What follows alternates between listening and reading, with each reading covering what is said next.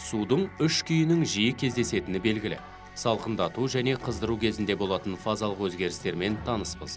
Дегенмен тұтас күйдегі мұзды біртіндеп Цельсий шкаласы бойынша 100 градусқа дейін қыздырған кезде су температурасының қалай өзгеретіндігін тереңірек зерттеп көрейік. Бастапқыда мұздың температурасы Цельсий шкаласы бойынша -10 градус болсын. Мұзға жылу сыртқы ортадан беріліп, температурасы Цельсий шкаласы бойынша 0 градусқа жеткенше қыздырылды.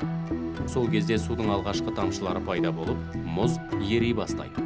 Сыртқы ортадан үздіксіз жылу мөлшері берілетіндіктен, қатты күйдегі мұз еріп суға айналады. Фазалық ауысу кезінде температураның тұрақты екендігіне және Цельсий шкаласы бойынша 0 градусқа тең екендігіне назар аударыңыз.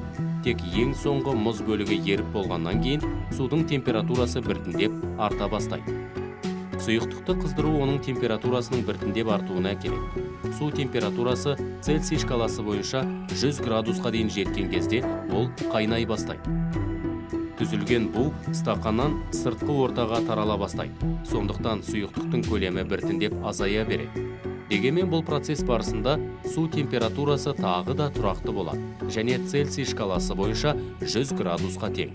Соңында барлық сұйықтық буланғаннан кейін одан әрі қыздыру стақанда қалған су буы температурасының жылдам артуына әкеледі.